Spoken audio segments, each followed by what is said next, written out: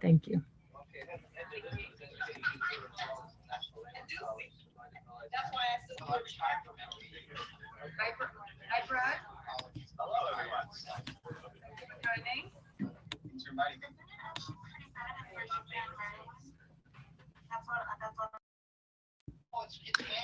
Bernadette, can you hear me? Yeah, I can hear you. Bernadette, can you hear me? Yes, I can hear you. I can't seem to get Duanyi named as co-host, even though I'm the host of the session. So maybe you will have more luck with that. It did let me. That's weird.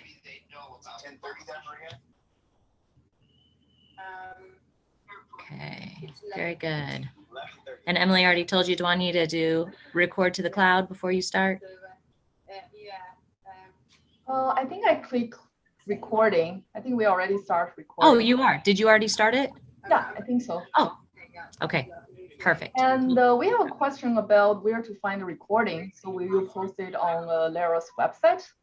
They will be, we'll upload them all into a folder in our YouTube channel, and we'll make sure we let everyone who's registered know where to find them. Okay. We'll have to crop out like this right now. We'll cut all of this out and clean them up, and then we'll get them all linked up for everyone. Okay, sounds good. Thanks.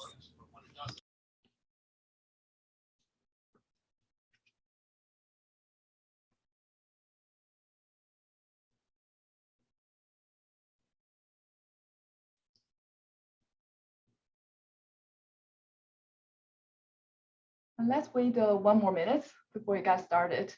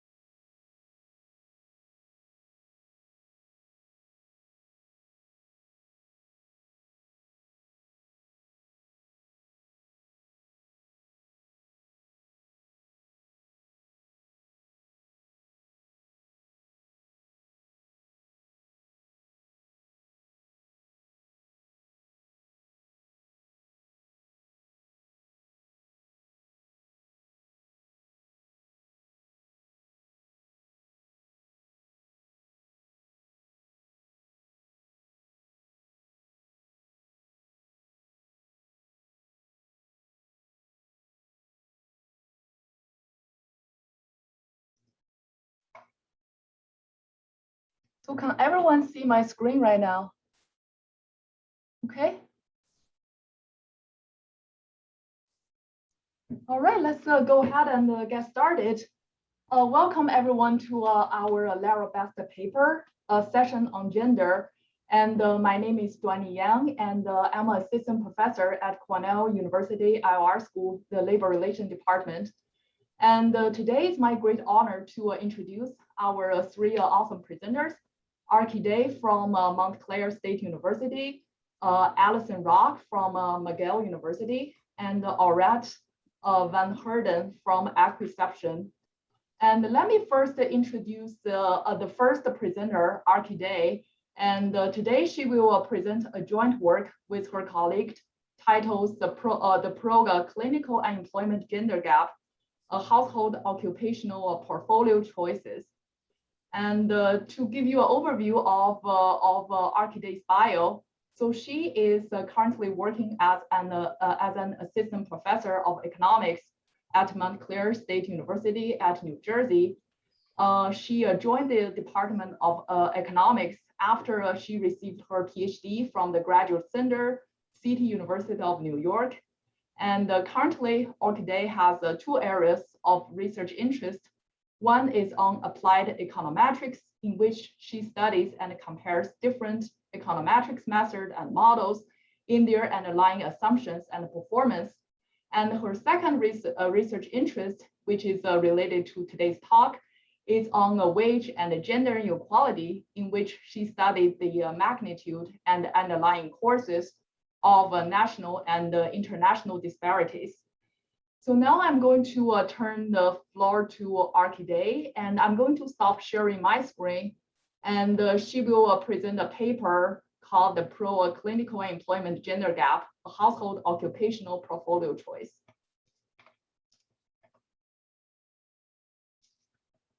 Orkideh, could you share your screen?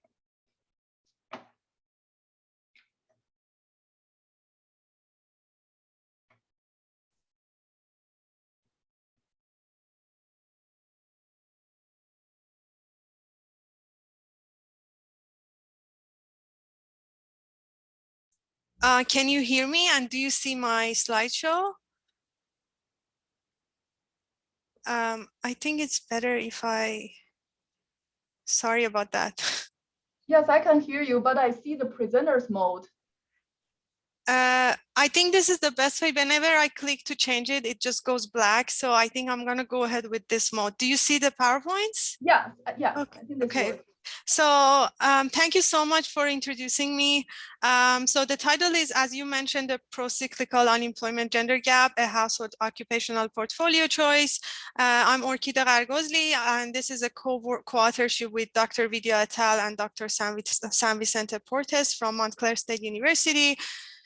So the agenda of the talk is that I'm going to introduce the idea of this paper and the goal here, and then I'm going to go over the resources of my data. I'm going to talk a little bit about the correlation of the spending volatilities, which is the risk in our analysis, which I'm going to explain, with the gender unemployment gap, which is the focus of our study. And then we want to link, what we see on the macroeconomic side deep down to a household of a man and woman, and we want to know if any one of these decisions of female or men to join each one of these labor sectors can come from within a household as a household portfolio choice optimization. So we all know that in downturns, whenever we have economic downturns, whenever we have a recession, basically both men unemployment rate goes up and women unemployment rate goes up. But it's been the case that female unemployment rate rises at a lower pace than male's counterpart. And while both of them are counter-cyclical, meaning that whenever we have a recession and a negative GDP growth, both female unemployment rate is higher and male unemployment rate is higher. The gender gap, which is female minus male unemployment rate gap, is pro-cyclical, and it means that also goes down whenever growth goes down. So I have to mention here is that this idea came to us after the pandemic, because we noticed that the behavior of female unemployment is different in this recent recession, and women are more hit this time versus the Great Recession that happened, in 2008. And so we are dividing our research by two different, areas. This is for pre-pandemic, and this focuses on the behavior of these measures for a long period of time before the pandemic. Now, currently, we are working on, what is different this time, and why women were more hit this time. And also I have to mention that this is focused on the United States. So as you can see, the data and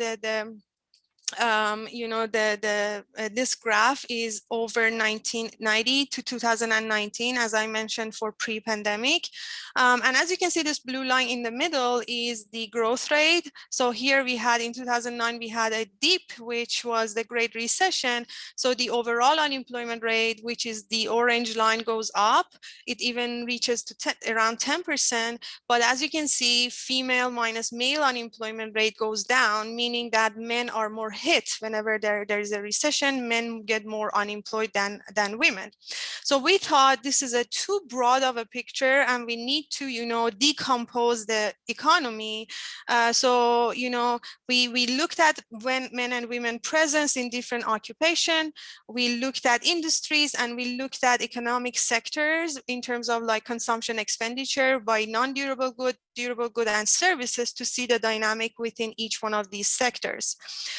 So obviously women and men presence in different occupations are different. So just to give you a snapshot of like April 2019, before the pandemic, We compared this with, again, 2020, but I'm not showing that graph here. This is just 2019, just to show you that, of course, women are more present in some other occupations, such as like healthcare. If you see, you know, the third bottom line, as you can see, women are more present in healthcare, in education, men are more present in construction occupation. So if you want to divide these occupations, which is what we did in the paper, we divided it by sectors of consumption. For example, service sector, durable goods sector, and non-durable goods sector. And then to balance everything out within, you know, the occupations, we go with durable goods sectors and non-durable goods sector. And we want to know, you know, why men are more present in this sector while their risk is higher and their unemployment rate is higher. So the risk that I just mentioned can be considered, and we consider that from a macroeconomic point of view. So we consider the volatility of consumption in these three sectors to be the risk in our analysis.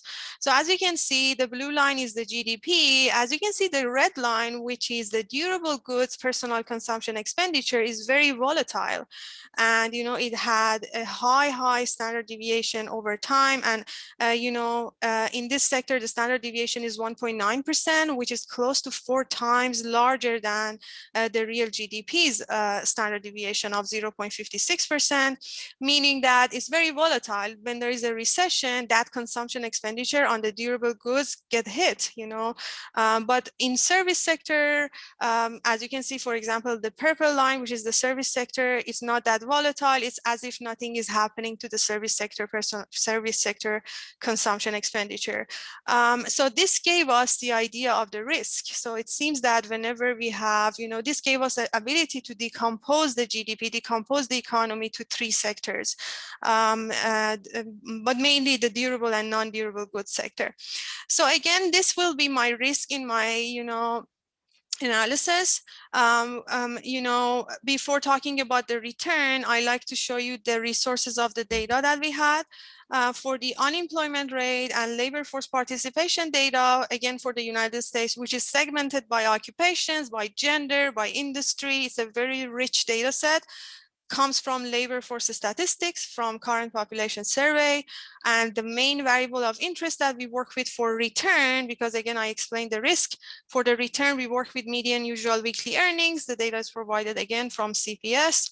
For the personal consumption expenditure data, as well as GDP, we worked with US Bureau of Economic Analysis data. And then again, we try to stick to pre-pandemic, because post-pandemic, the dynamic is different, and it's very interesting actually. So now we need to also discuss the return, because at the end we want to mention within a household, you know, men and women decide based on risk and return, you know, which sector they want to enter, and that can explain why men go to these sectors with higher return risk. So we work with a weighted unemployment rate. So here I provide 2 examples to show you what this weighted unemployment rate is. I have to mention here is that if we work with a regular unemployment rate, the result is the same. But to us, we discussed a lot that, you know, the raw unemployment rate, the vanilla unemployment rate may not be that informative. So here's my example. If we have 100 people in the labor force, 20 of them are men and 80 are women, and imagine we have 20 unemployed people. So the overall unemployment rate is 20%. Out of those 20 unemployed people, let's imagine 10 are women and 10 are men. So, you know, if we take the regular unemployment rate for men is 50%. For women is 12.5%. It's the ratio of unemployed people divided by their gender labor force. But we thought out of these 20 people who are unemployed, we want to know what fraction are men and what fraction are women.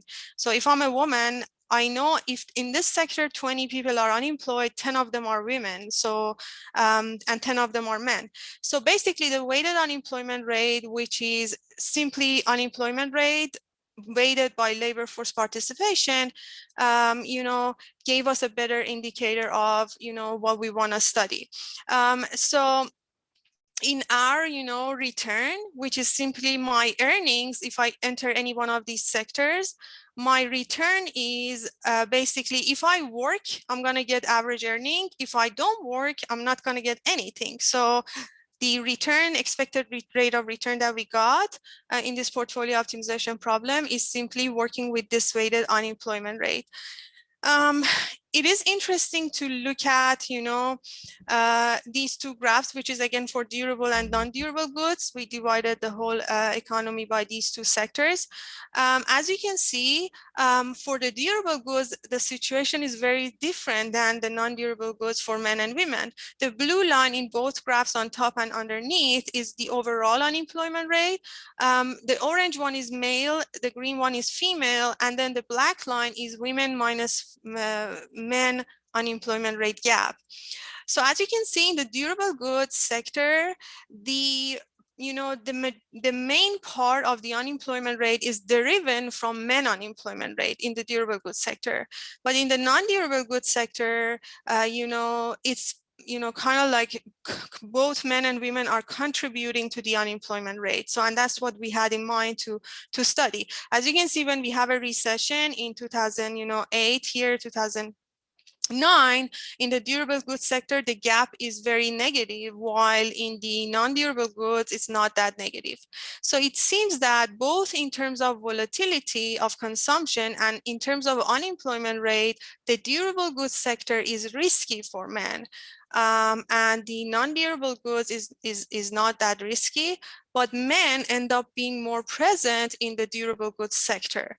So we thought more about how can we, because this is a part of a thread of study that especially my co-authors worked on household portfolio optimizations.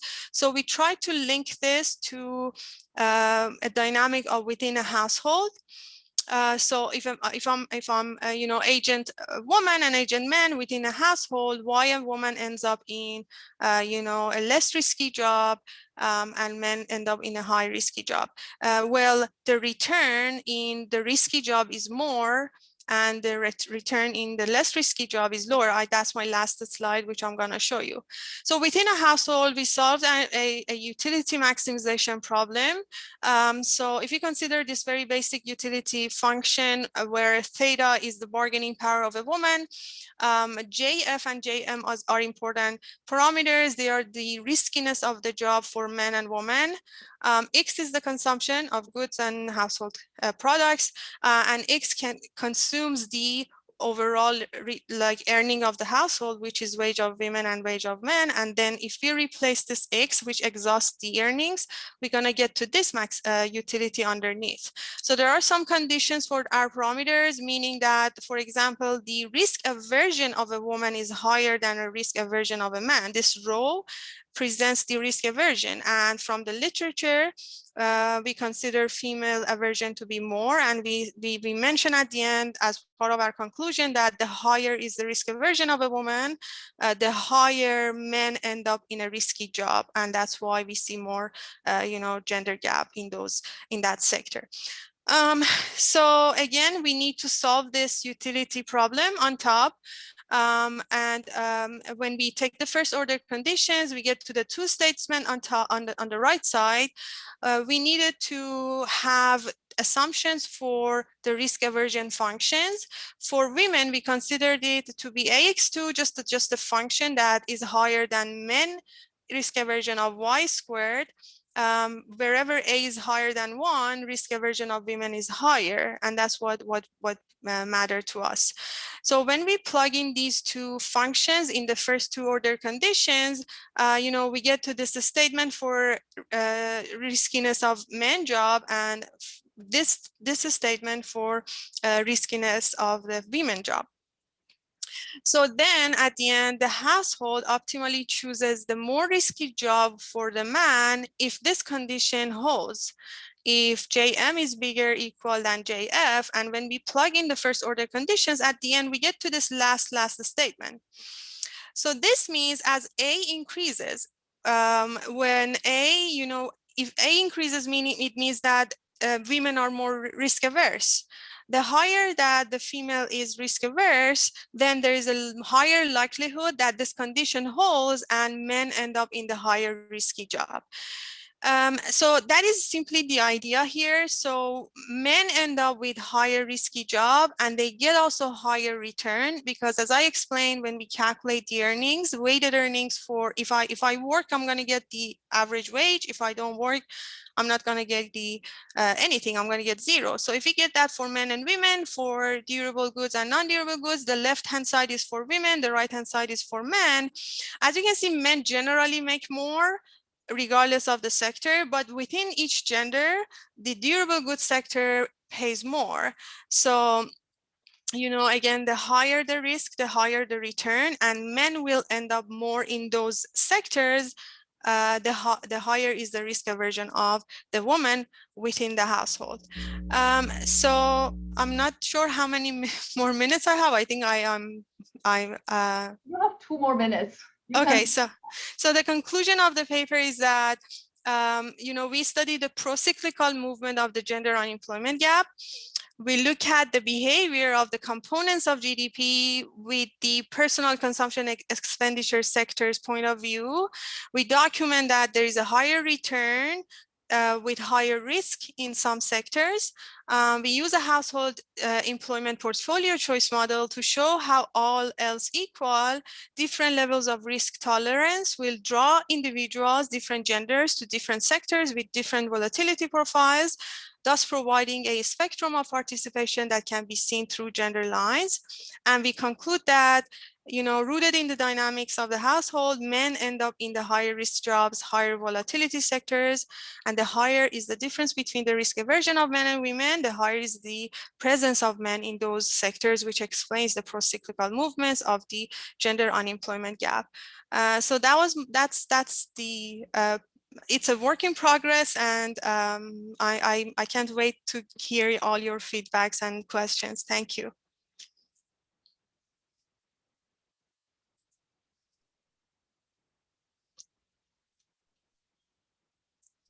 Great, thank you, Orkideh. And we can take one question from the audience if there's an urgent question. And otherwise, we will wait until the end to take all the questions. Sure. All right, I don't see a hand here. So Alyson, why don't you share your slides?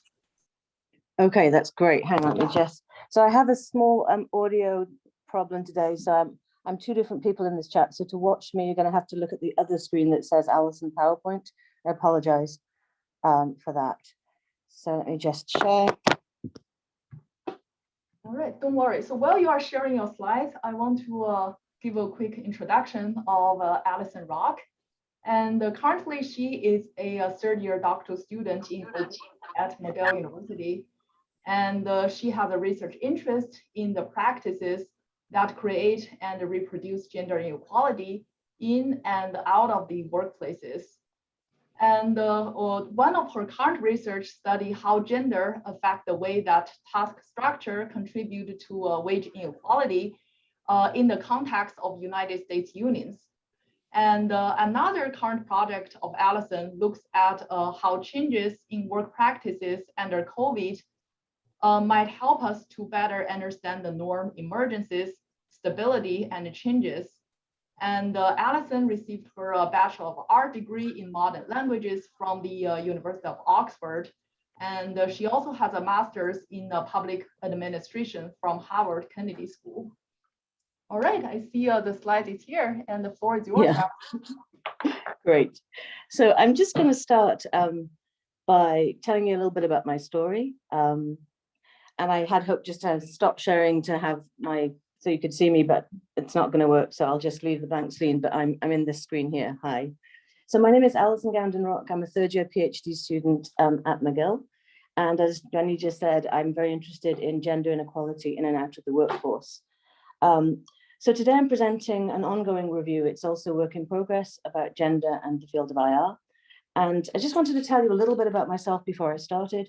I entered academia so that I could gain a better understanding of some of the things that I'd experienced at work. And I just wanted to take a little time to tell you about a few of them. So number 1, overwork. I experienced overwork in strategy consulting at Bain and PwC. And I think on balance, looking back, my skills and my ability might have been overvalued. I experienced overwork, but being undervalued when I was a stay-at-home mom, stay-at-home parent, and a female entrepreneur, but not in the Google type, more in the kind of small business to help my family type. Then a little bit later, I've encountered kind of the intersection of age and gender and caregiving, and some spells of unemployment. And I realize now, when I looked around, a lot of my peers were actually really underemployed. And so all of these are interesting issues that I really wanted to grapple with, and started my PhD in 2018. And I understand now that I was kind of doubly stained, both by some spells of unemployment, but also by my choice to opt out and be a caregiver.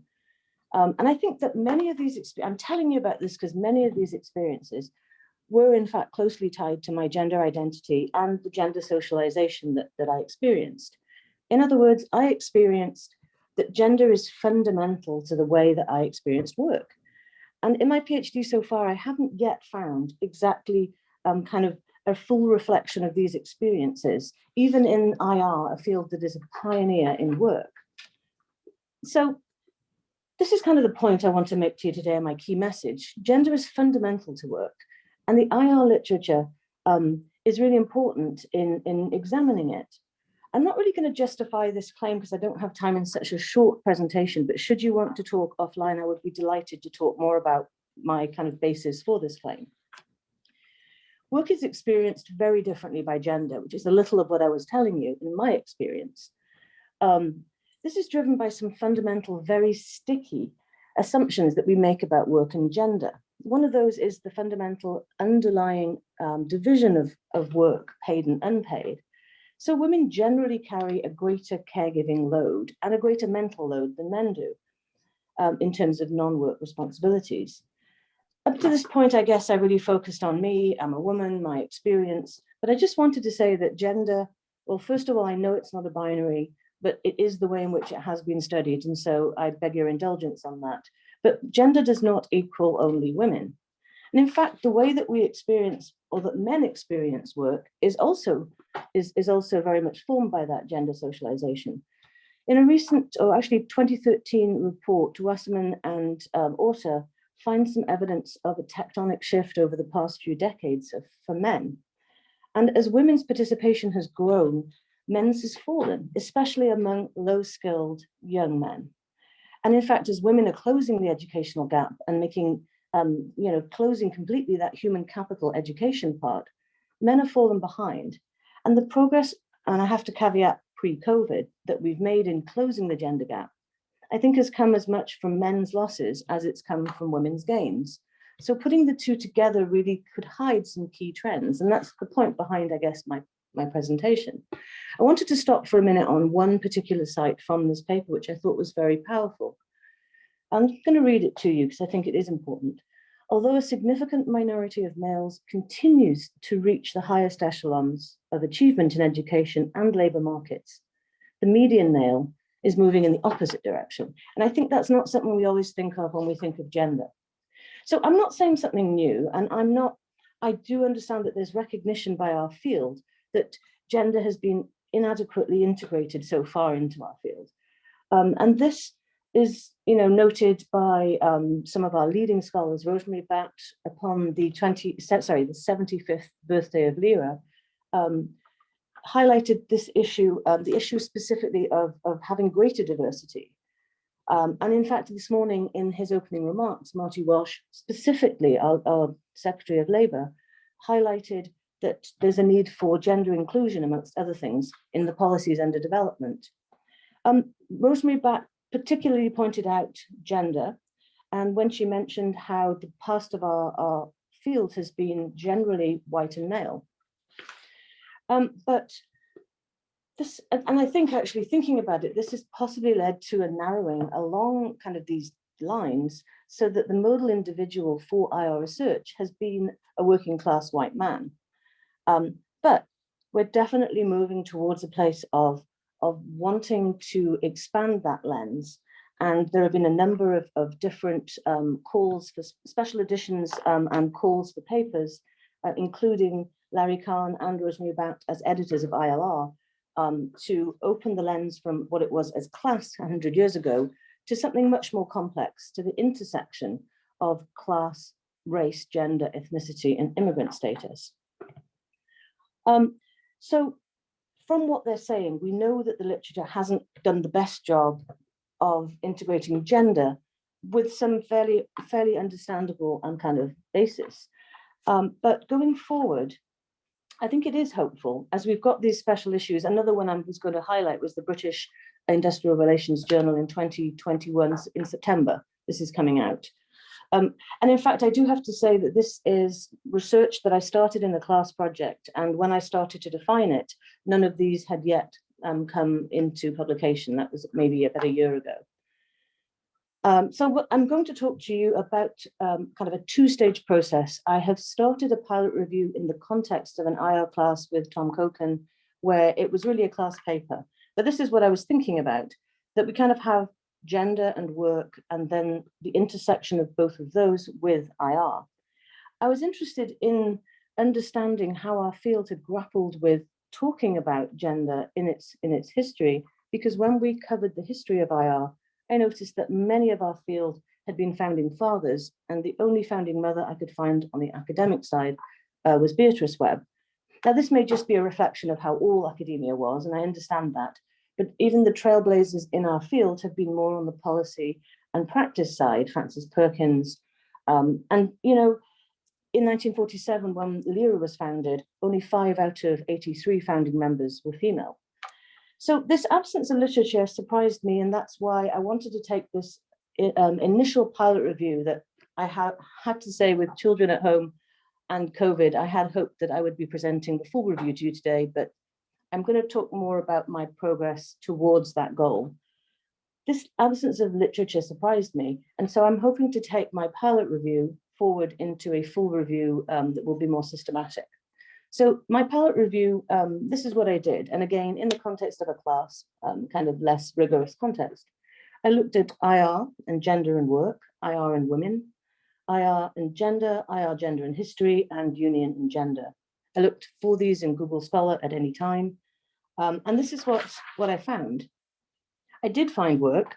I found about 250 peer-reviewed scholarly works, of which about 140 were journal articles.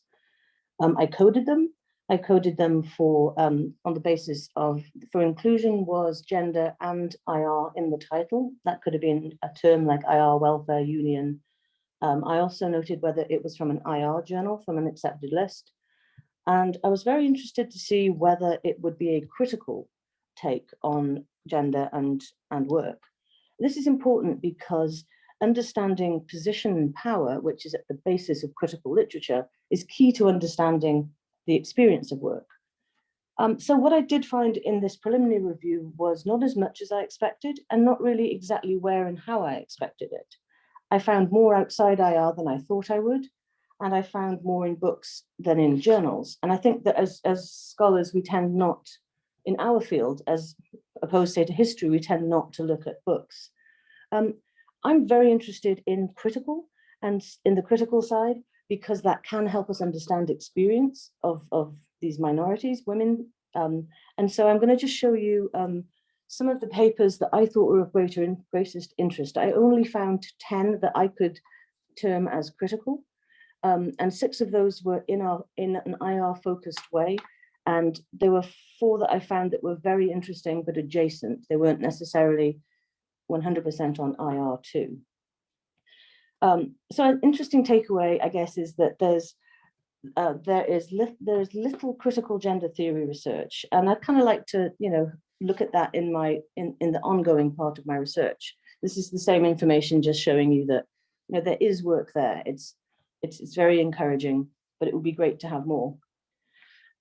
So what I'm hoping to do in my planned review is to do a more systematic review where I can really document the distribution of gender perspectives with a more rigorous basis, and synthesize the contributions, hopefully to help guide future research. And on this, I'm going to be working with Christian Riordan, who I think is still in the room. And here are some of the things I realized in talking to different people about this, is that looking for gender might have precluded earlier works where before the social construction of gender, we might have been talking about sex. I want to put men and masculinity. I fell into the gap of thinking gender equals women. So men, masculine, masculinity, women, feminine, femininity, also labor and work, because I realized I didn't put work in enough searches. And I would go with a much more rigorous, maybe Web of Science, and then try for 100 years and see how overwhelming that would be. So gender is fundamental to work. And I hope that this review could help us to integrate it more fully into IR scholarship. So I wanted to just also ask you a few questions, and maybe you could mull them in your mind till the end of the session or the Q&A. And I'm wondering why, are there landmines here? Why do we not yet have a systematic review? I didn't find one. What gaps might I be missing? Is there reticence? Are there status concerns about this? What are you thinking? So maybe you could keep that in mind. So given the underrepresentation of gender in IR, I'd actually like to sort of step back and say, as IR scholars, what could we do now differently to move the field forward? And I thought it would be interesting to look at the paper that Duanyi mentioned early on when she introduced me. I'm currently working on this paper. So first of all, I want to say, this is a fantastic, clever, really technically brilliant paper. And it focuses our attention on a very important aspect of work, and that is wage inequality. It's in ASQ, it's a top journal in the field, it's got relevance to IR and looks specifically at this issue that we care about, which is inequality. And it asks one fundamental question: why are some workers paid more than others in a firm? It presents evidence that about 5% of that difference is likely to be due to the way in which we cut and share tasks between workers, and specifically kind of the shape of that sharing, which Nate Wilmers calls task structure. And so I should have said to begin with, this is Nate Wilmers' 2020 ASQ paper. So my challenge to the field, using this as an example, although not putting Nate on the spot because this is superb work, is to say, if we find in a paper like this that it's fundamentally not engaging with both men and women's experience, again, a binary, because that kind of is where we are. If we find that it is different for men and for women, then that tells us that in understanding them together, it's not really giving us a nuanced understanding that would help us address these issues. So Nate has kindly made the data open source, and I was able to be able to reanalyze it. And I'm going to share really quickly some insights that I'm in the process of finding from his work. So very basically, he's looking at this axis of task structure being associated with wages. And we know from the literature that gender is associated with wages. And so I guess my task in this paper is to say, is gender associated with task structure? Because if it is, then it would confound the relationship that Nate reports. So my initial finding is that, yes, it does appear to confound it. We do see that men appear to both be able to get better, more task structure than women, and for the same amount that they get, they tend to increase their earnings. Now, if you'd like to talk about this, I could talk for hours and I would love to, but I know this is not the moment. So just to say, fantastic paper, but we gain something by splitting it and really looking by the experience of men and women separately. So I think just to lead us with a couple of suggestions for ourselves and the field, when we're doing research, if we include gender as a variable in our analysis, in quantitative work as an interaction term, not just a control, and when we're doing qualitative work, to really pay attention initially to the lived experience by gender. I fell into the gap, and I think we all do, but potentially don't forget that gender is men and women, and obviously an exhortation for the future to have better measurement so we can look at the continuum and not as a binary. And the last thing, I guess, is there is definitely a selection bias that has been pointed out by people including Blau and Khan, that we are not getting the right data to be able to look at the experience. So for example, full-time, full year does not allow us to see as many women who might be contingent or part-time. And then just to summarize, gender is fundamental to work. Work is fundamental to IR. And so IR scholars really, if we could bring gender in wherever possible, we would better understand work. These are the questions I would love to leave you with, either for now or for the QA. is this a really unwise thing for a third-year PhD student to be embarking on potentially as part of a thesis? Are there landmines? Are there gaps in the way I'm thinking about it? Why do you think there isn't more engagement in the past? And what do you see about the future? Any specific terms that you would add? And then just to say, please contact me. I'm working on this with Christine, who's also in this chat. But thank you so much. Great, thank you, Alison. Well, I want to ask if any of the audience have an urgent question. Or if you have a quick comment, you can feel free to unmute yourself.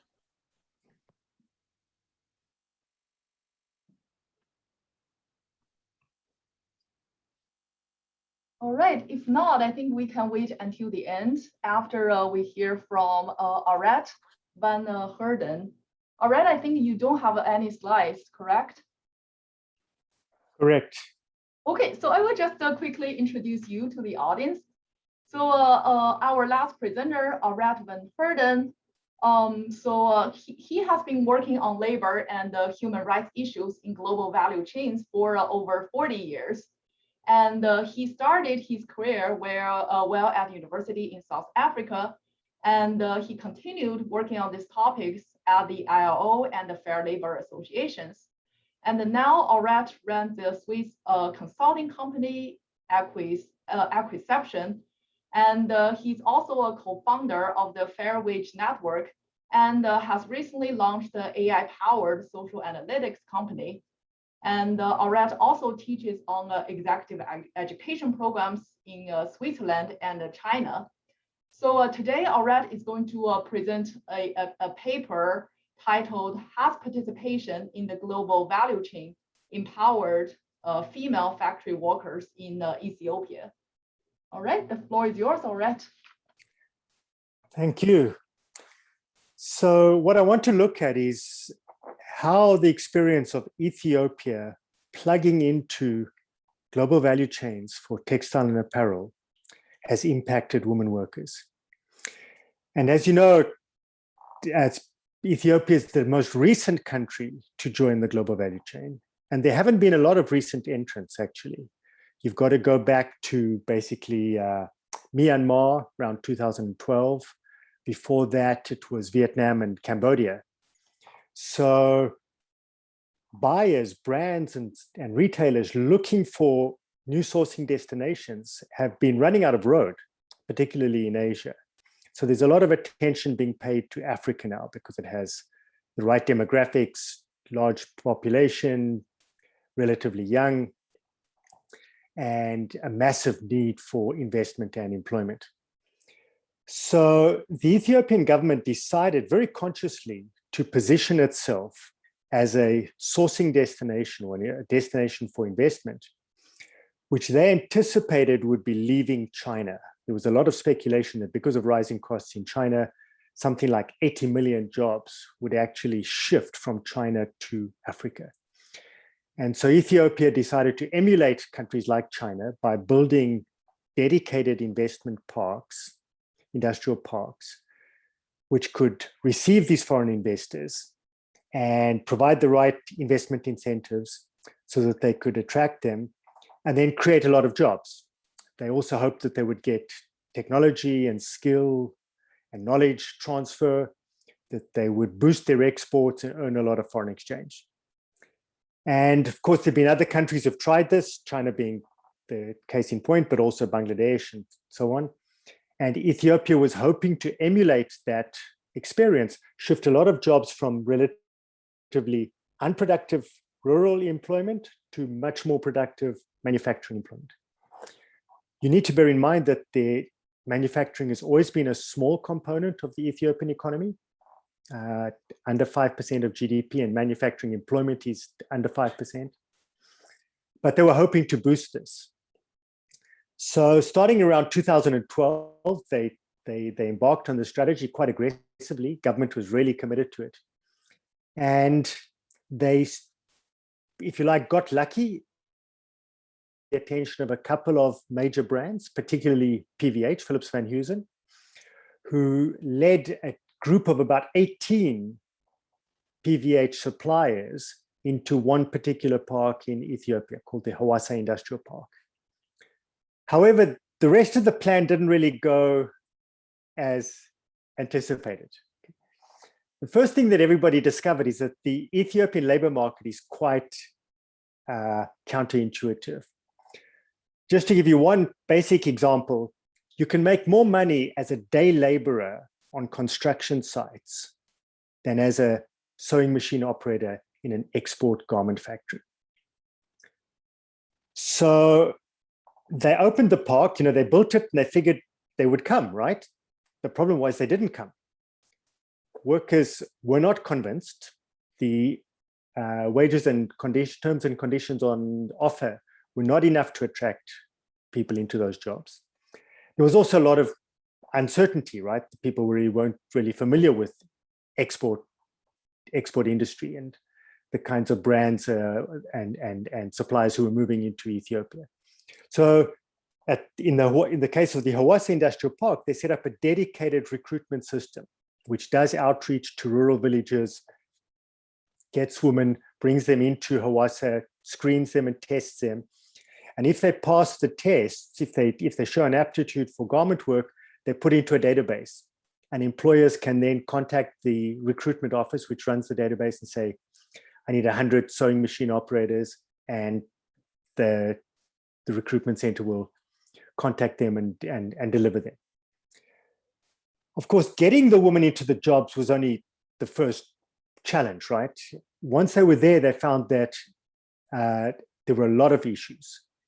And there was very high turnover, there's high rate of absenteeism.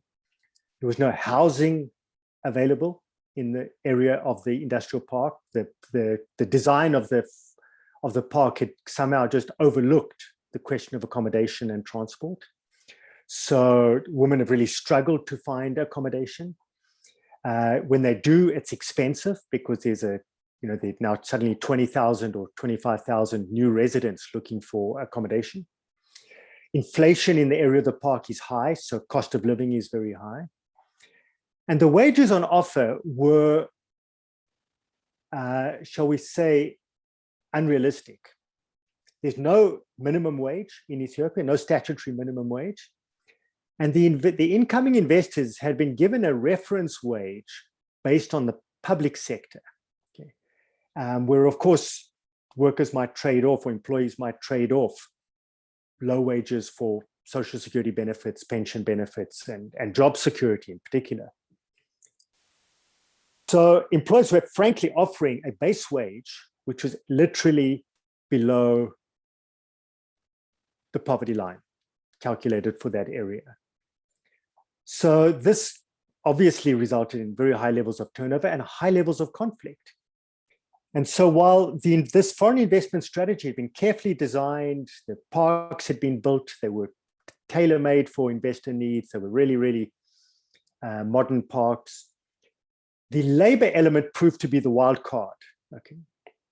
And so you had Chinese, Indian, Sri Lankan, Indonesian, all of these foreign investors moving into this park and dealing with this labor market that they just did not understand, and which wasn't behaving as that, like anything they'd ever experienced before in China or in Bangladesh, where there seemed to be, these limitless pools of underemployed people who would come in and work for pretty much anything, right? In Ethiopia, women were just not willing to do that. And so we had these really unique experiences where you could see women coming in, working for 3 weeks, calculating how much they were going to be short on their monthly budget, and then going off and working construction for 5 days to make up the balance, right? And then coming back to work, because under the labor law, you could be absent for 5 days and not be dismissed. Okay, you could only be dismissed if you were absent for more than 5 days without a valid reason, right? So women figured out quite quickly what they needed to do in order to be able to survive under these circumstances. Now, you would expect employers faced with this kind of instability, right? High labor turnover, lots of wildcat strikes, even more general overall stayaways. You'd expect them to improve the offer, right? If supply and demand are not matching, you need to do something about it, right? But employers were stubbornly refusing to adjust wages, right? So they were not increasing wages. And they somehow expected government to reduce the costs of employment, right? So government was already helping by creating this employment service. So they reduced the search costs and removed a lot of the kind of friction. But there was nothing that was reducing the turnover. And of course, efficiency was very low, right? Efficiency in these factories in the first couple of years was like 22%. H&M did a calculation of all their suppliers and concluded that turnover was like under 25%. Efficiency was under 25%. So this wasn't working for anybody. It wasn't working for the employees. It wasn't working for the employer. And it wasn't, frankly, delivering the benefits the government expected from their foreign investment strategy. So the question we asked ourselves was, how are women coping with the situation and how is their agency being expressed? The trade unions were not managing to enter into the parks. There's quite a lot of controversy around this as to whether they were officially prevented from organizing in the parks or if there was just some kind of unofficial bar on union activity. But either way, they weren't present. They were complaining about it quite loudly. They were remonstrating with the Ministry of Labor. They were remonstrating with the Ethiopian Investment Commission, but they weren't able to penetrate the park. There was only one case in Addis Ababa where a strike broke out, spread to about 4 factories of the dozen or so factories in the park. And as a result of that strike, a union was formed. It was able to organize one Korean factory. The union has been losing members since they allege anti-union tactics on the part of the Korean employer, but they haven't been able to make a breakthrough anywhere else. And in the Hawassa Industrial Park, which we were looking at, there was no union present. We couldn't even find a union presence in the city, in the town, and certainly not in the park. So we wondered what else women were doing in order to cope with the situation. I should tell you that the Investment Commission had set up what they called an industrial peace officer in the park, who is basically a conciliation service. So when any conflict breaks out, either workers or the employer approach the industrial peace officer, who's located in what they call a one-stop shop. There's kind of park administration. And they will go out to the factory immediately. They're very responsive. And they do an enormous amount of conciliation. That is pretty effective as far as it goes, but of course it doesn't get to the root causes of the problems, which is normally bad working conditions, very bad supervision, and low wages, unrealistically low wages. I should tell you that World Bank research at the start of 2020, just as COVID was starting to impact the park, World Bank research was that women were earning about $32 a month, but had monthly living costs of about $34 a month. Okay, this was the case for 57% of the women. So clearly those root causes were not being addressed through the conciliation, and we were trying to work out how else are women coping with the situation. By this stage, we had lockdowns, we had state of emergency literally in Ethiopia. There was civil war breaking out in a number of different regions, an extremely tense situation. And we'd wanted to do a fairly large-scale ethnographic survey using semi-structured interviews. That just was not possible. Even organizations like the World Bank and so on have had to suspend surveys that they're doing because the situation is just too volatile. So after considerable reflection, we thought a phone survey or something else that would be less risky for our interviewers. But in the end, we decided that we would do a much shorter survey, just 7 questions. And we targeted 100 women. That was our initial target that we would interview in the park because, frankly, too dangerous outside the park. And we were able to achieve that. And we looked want to look at social and cultural factors and economic factors. And it was really interesting to see the results. The first thing that they told us is that, yes, coming to work in the park has increased their respect in their family and their community. So they've grown in respect, they've grown in self-confidence, they've grown in the experience. And they're very proud of the fact that they've come from their rural villages and they've managed to find themselves in this park. They've managed to get on top of their lives, maintain their jobs, and pay for themselves. They achieve a degree of economic independence. The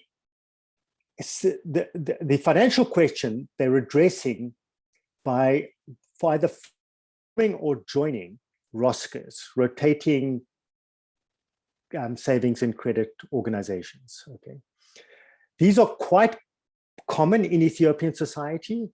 They're normally small, they're trust-based. It's normally done within a close community of friends or schoolmates or workmates or maybe an ethnic group. And they are informal. They often designed to cope with unexpected life events, particularly funerals, but also maybe a marriage or something like that. And they, as I said, they're very extensive. So it was, in a way, it was a known organizational format. It was something that their parents have been members of. They might have just been getting into this. So these young women have formed these organizations, and they're extensive now throughout the park. We found this very interesting because in South Africa, in the bad old days of apartheid, burial societies were actually a critical organizational form that work turned to. That traditionally, when somebody in the family dies, you have to organize a big funeral. People come from all over the country. They have to be housed, they have to be accommodated and fed and so on. And it can take a week. And in those days, workers couldn't get enough bereavement leave to do that. So the choices were either you just took the time off and risked dismissal when you returned, or some kind of sanction when you return. And besides anything else, you didn't have enough money because your wages didn't allow you to save. So workers in South Africa formed these burial societies, which then negotiated with the employer for some kind of, for a more generous allocation of bereavement leave. And the employers were worried that this would be abused, so they negotiated safeguards to make sure that people didn't abuse the privilege. And those burial societies actually turned into nascent trade unions because workers figured out, hey, with these societies, we can actually solve practical problems that we have at work. And they started to negotiate beyond funerals, beyond issues like that. And they became the nuclei of a trade union movement. So we were interested to see whether these groups in Ethiopia might start to take on the other obvious problems which these women have at work. And that's work in progress. That's ongoing research which we're looking at. When we looked at the rest of the financial challenges which the women faced, what we discovered was that they are spending all the discretionary money they have on education and training. 67 of the 100 women were in additional education and training programs. And 60 of them, it was their own individual initiative. They were paying for it themselves. So can you imagine the situation? Employers are faced with very high rates of turnover. They're struggling to get a settled workforce that can achieve higher rates of productivity. And they're not offering education and training. The women, on their part, have decided that they're going to trade off low wages and poor working conditions for education and training, even if they have to pay it themselves. And so they're all on their nights and weekends, they're taking accountancy courses, IT courses, even some of them are studying HR and planning to leave the industry. So from the government point of view, they wanted to create an industrial workforce, particularly in the textile and apparel sector, and they're not going to get it. These women are going to leave the industry as soon as they graduate. Hey, Auret, could you wrap up the talk in? Sure. ILO research showed that only 22% of these women are planning to be in the industry in 2 or 3 years' time. So the government risks, this is going to prove to be the Achilles heel of their foreign investment strategy. Employers will really struggle to get a settled, productive workforce. And the women might get the training basis that they need, the vocational training basis that they need to move up the value chain and probably leave the industry altogether. That's the scenario we're studying. We're going to be continuing our research. We'll hope to publish a paper on this soon. Great, thanks, Auret, and thank you everyone for the great presentation. And now let's open up the floor, and you can ask any question to any presenters. You can feel free to unmute yourself, raise your hand, or type your question in the chat.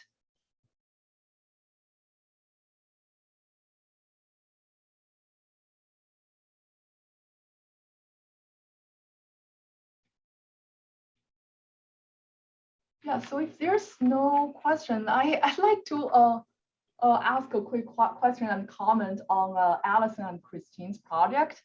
And yeah, I really enjoyed your project, but I'm wondering whether it will be too ambitious to just make a very broad argument saying work is experienced differently by gender. So I wonder whether you can organize the literature by topic. So for example, I think in the LERA conferences, I think we have a group of people who are interested in conflict resolutions, global supply chains, or the high performance work systems and unions. I think in all those literature, gender is underexplored topics. So to give you a quick example, I think for the conflict resolution audience, you can say that, oh, woman is underrepresented in the arbitration occupations. And then you can also argue that women are less likely to file grievances than men. And in the global supply chain literature, I think I follow the literature pretty closely. There hasn't been a lot of studies looking at, so for example, like Auret's study on gender's turnover in the global factories. And there has been a lot of reasons behind that phenomena. And if you're talking to a high performance work system scholars, you may say, oh, maybe men and women have different access to high performance work systems. And also those practices may have different effect on men and women. And if you're talking about unions, I think there is a literature gap on women's underrepresentation in the union leadership. And also, I think there's an open question about what can trade unions do for women. And I only know one study by John Butt looking at this issue. I think there's still a lot of study need to be done on those important topics. But again, I really appreciate your presentation, and I think there should be more research done in this area. And I really appreciate both the gentle guidance to a narrower scope and acknowledge the fact that, you know, I am coming in a little bit as really, and part of that is a naivety perhaps that might be useful, but also a naivety that you know, there might be a good reason why there's not research in the areas I thought I'd find it. Yeah, so no, thank you. A matter of be clear about your audience and who you are talking to and what's a dependent variable you are looking at. Yeah, no, that's very helpful. And you know, I think you've now volunteered to talk more about this. That would be really, if you were willing, that would be really great. Can I ask a question on the Ethiopian study was so interesting, this context.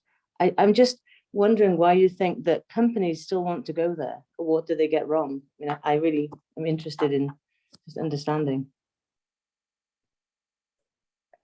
I'm sorry, Alyson, I didn't quite understand the question.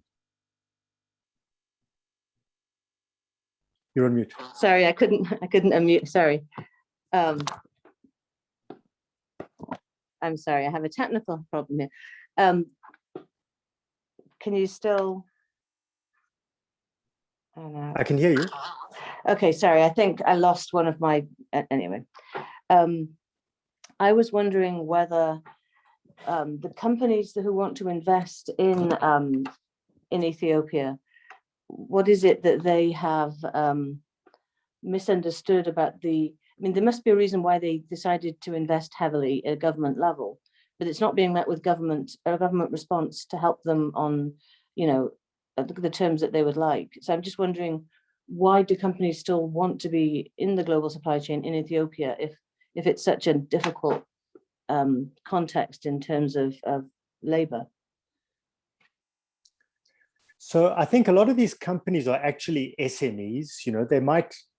They're foreign investors in that they've come from Sri Lanka or India or whatever and invested in Ethiopia, but actually they're still family-run businesses, and they don't really have the capacity to do a proper due diligence before they actually invest in a foreign country. So they go in without a great amount of information or understanding of the local labor market. And I must say that the level of HR manager that we encountered was not very experienced. And they might not have been that strong in their home market. They're obviously underqualified in a foreign market.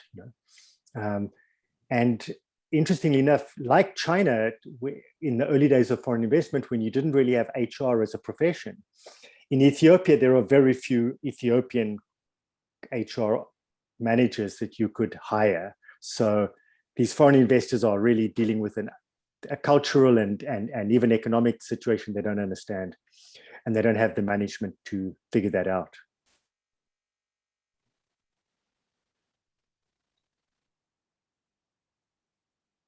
Great. Any other questions? You can feel free to unmute yourself. I know we are running out of time, but if you guys want to stay, we can stay longer and take more questions.